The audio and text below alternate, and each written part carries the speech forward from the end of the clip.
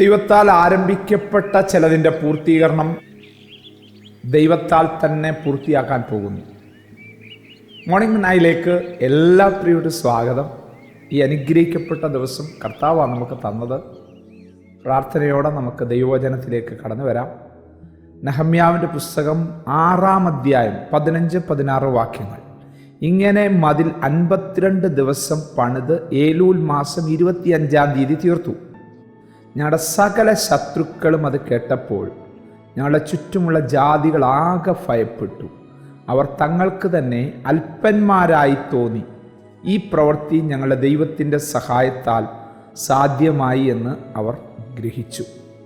ഇന്ന് രാവിലെ നിങ്ങളോട് പറയാൻ ദൈവാത്മാവ് എനിക്ക് പ്രേരണ നൽകുന്ന ചിന്ത, ദൈവത്താൽ നമ്മുടെ ലൈഫിൽ ആരംഭിച്ച ചില കാര്യങ്ങൾ ദൈവം തന്നെ പൂർത്തിയാക്കുമെന്നുള്ള കാര്യമാണ്. ഇതിൻ്റെ തുടക്കം നമുക്കറിയാം. നെഹമ്യാവിൻ്റെ ഒരു കരച്ചിലാണ്, നെഹമ്യാവിൻ്റെ ഒരു ഹൃദയഭാരം, ആത്മഭാരം. അവർക്ക് ദൈവം കൊടുത്ത ആ നന്മകളുടെ മേൽ ശത്രു കടന്നാക്രമണം നടത്തി അനുഭവിക്കാൻ കഴിയാതെ, ആ നന്മകൾ അനുഭവിക്കാൻ കഴിയാതെ ശത്രു അതിൻ്റെ മേൽ ആധിപത്യം പുലർത്തിയിരിക്കുന്നത് കണ്ട് അവരുടേതല്ലയോ എന്ന് പറഞ്ഞങ്ങ് വിടാതെ ആത്മഭാരത്തോട് ദൈവപ്രവൃത്തിക്കായി സ്റ്റെപ്പ് വെക്കുന്ന നെഹമ്യ, അവനങ്ങനെ സ്റ്റെപ്പ് വെക്കുമ്പോൾ അവന് ജീവിക്കാൻ എല്ലാ ചുറ്റുപാടുകളും ഉണ്ടായിരുന്നു. അവന് എല്ലാ സാധ്യതകളും അവൻ്റെ ലൈഫുമായിട്ട് ബന്ധപ്പെട്ടുണ്ടായിരുന്നു. പക്ഷെ അവൻ്റെ ആഗ്രഹം, എൻ്റെ പിതാക്കന്മാരുടെ ആ നന്മകൾ ശത്രു കൈവശപ്പെടുത്തരുത്, ശത്രുവിൻ്റെ കയ്യിൽ നിന്ന് തിരിച്ചു പിടിക്കണം. അതിനെ കുറച്ച് നാൾ അവൻ ഉപവസിച്ചു കേട്ടോ, പ്രാർത്ഥിച്ചു. എന്നിട്ടാ രാജാവിൽ നിന്നൊരു അനുവാദം മേടിച്ച് സ്റ്റെപ്പ് വെക്കുന്നത്. സൻബല്ലത്തും തോപ്പിയാവും വെറുതെ ഇരിക്കുമോ? അവരുടേതായ പരിപാടികൾ ഒരുക്കി. ദുർബലന്മാരെന്ന് പറഞ്ഞ് കളിയാക്കാൻ തുടങ്ങി. കുറുക്കം കയറിയ തകർന്നു പോകത്തേ ഉള്ളെന്ന് പറഞ്ഞു. പക്ഷെ അതിനെയൊക്കെ നെഹമ്യാവ് മറികടന്നത് ഈ പുസ്തകത്തിനകത്ത് ഒരു താക്കോൽ വാക്യമുണ്ടാകും. സുവർണ ലിപികളിലൊക്കെ എഴുതി വച്ചേക്കാവുന്ന ഒരു വാക്യം അത്. സ്വർഗത്തിലെ ദൈവം ഞങ്ങൾക്ക് കാര്യം സാധിപ്പിക്കും, ആകയാൽ അവൻ്റെ ദാസന്മാരാ ഞങ്ങൾ എഴുന്നേറ്റ് പണിയും. ഈ മാസം അങ്ങനെയുള്ള ചില ദൈവപ്രവൃത്തികൾ നിങ്ങളുടെ ജീവിതത്തിൽ വെളിപ്പെടും കേട്ടോ. വിശ്വസിക്കണം, കണ്ണുമടച്ച് വിശ്വസിക്കണം.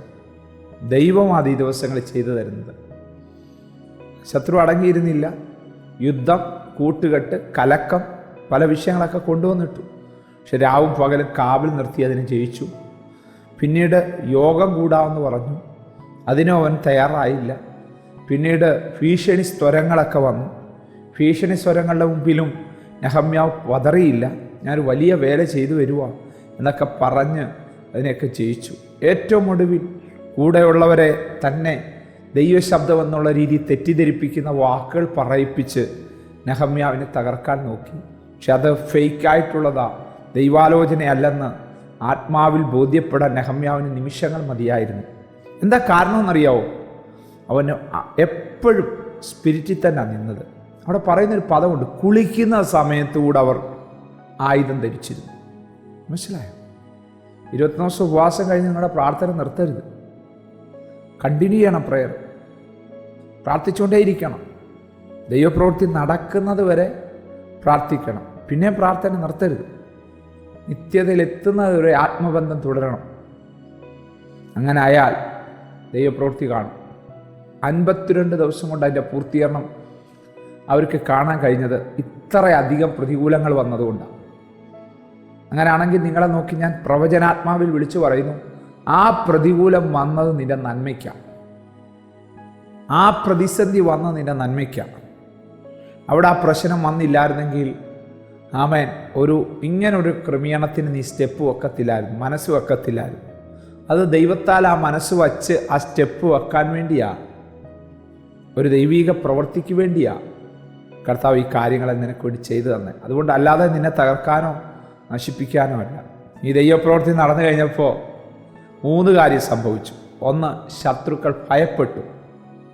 ചുറ്റുമുള്ള ജാതികളെല്ലാം ഭയപ്പെട്ടെന്നാണ് വായിക്കുന്നത്. 2, അവരോട് തന്നെ അവർ അല്പന്മാരായിട്ട് പോകും. കുറച്ച് നാൾ മുമ്പ് എന്തോ ഇവർ പറഞ്ഞേ, ഈ ദുർബലന്മാരെന്നാ ചെയ്യാൻ പോവാം. ഇപ്പം ഇവരെന്തോ പറയുന്നേ, ഞങ്ങൾ അല്പന്മാരാണ്. മൂന്നാമതായിട്ട് ദൈവമാണിത് ചെയ്തതെന്ന് അവർക്ക് ബോധ്യപ്പെട്ടു. വിശ്വസിക്കാമോ? ദൈവമാണിത് ചെയ്തതെന്ന് ബോധ്യപ്പെടുന്നൊരു ദൈവപ്രവൃത്തി നിങ്ങളുടെ ജീവിതത്തിലുണ്ടായ, നിങ്ങളെ ഫോളോ ചെയ്യുന്ന, പിന്തുടരുന്ന, വഴക്കുണ്ടാക്കുന്ന ചിലതൊന്ന് അറയ്ക്കും. ഇനിയൊന്ന് തൊടാൻ, ഇനിയൊന്ന് നിന്നെ ഒന്ന് ഫോളോ ചെയ്യാൻ അവനൊന്ന് അറയ്ക്കും. കാരണം നിനക്ക് വേണ്ടി ദൈവം എഴുന്നേറ്റ് കഴിഞ്ഞു. വിശ്വസിക്കണം ഈ ദൂതിനെ, വിശ്വസിക്കണം ഈ ദൂതിനെ, കണ്ണുമടച്ച് വിശ്വസിക്കണം ഈ ദൂതിനെ. ഇന്ന് വരെ കാണാത്തൊരു ദൈവപ്രവൃത്തി നിങ്ങളുടെ ജീവിതത്തിൽ കാണാൻ പോവുക. അസാധാരണമായ ചലനങ്ങൾ ഈ ദൂതിലൂടെ നിങ്ങളുടെ ജീവിതത്തിൽ വെളിപ്പെടും. ഫോളോ ചെയ്യുന്ന, പിന്തുടരുന്ന ചിലത് ദൈവത്തിൻ്റെ പ്രവൃത്തി കണ്ട് സ്റ്റക്കായിട്ട് നിന്നിട്ട് പിന്തിരിഞ്ഞോടാൻ പോവുക. വിശ്വസിക്കാമോ ഈ ദൂത്? ദൈവം അത് ചെയ്തു തരും. പ്രാർത്ഥിക്കാം. സ്വർഗീയ പിതാവേ, ഈ ദൂത് കേൾക്കുന്ന പലർക്കും അങ്ങനെ ദൈവപ്രവൃത്തിയുടെ ആവശ്യമുണ്ടെന്ന് ആത്മാവിൽ ബോധ്യപ്പെടുന്നല്ലോ. അത് ചെയ്തു കൊടുക്കണമെന്ന് ഞങ്ങളുടെ ദാസനായി ഞാൻ അപേക്ഷിക്കുന്നു. ഇന്ന് വരെ അവരുടെ ജീവിതത്തിലൊന്നും കാണാത്ത അസാധാരണമായ ചലനങ്ങൾ ഈ മെസ്സേജ് കേൾക്കുന്ന ഈ നിമിഷം മുതൽ ഉണ്ടാകട്ടെ. ലൈഫിൽ ഇതുവരെ കാണാത്ത ദൈവപ്രവൃത്തിയിലേക്ക് ചുവടുവെക്കുന്ന സമയങ്ങളായിട്ട് ഇവർ മാറട്ടെ. മഹത്വം അവിടുന്ന് എടുക്കണമേ, യേശുവിൻ നാമത്തിൽ തന്നെ. ആമേൻ. God bless you. ദൈവം നമ്മെ അനുഗ്രഹിക്കട്ടെ. Praise the Lord. മോർണിംഗ് മന്ന സന്ദേശം ശ്രവിച്ചുകൊണ്ടിരുന്ന എല്ലാ ദൈവമക്കൾക്കും സ്നേഹവന്ദനം. പാസ്റ്റർ ബിനു വട്ടപ്പാറ.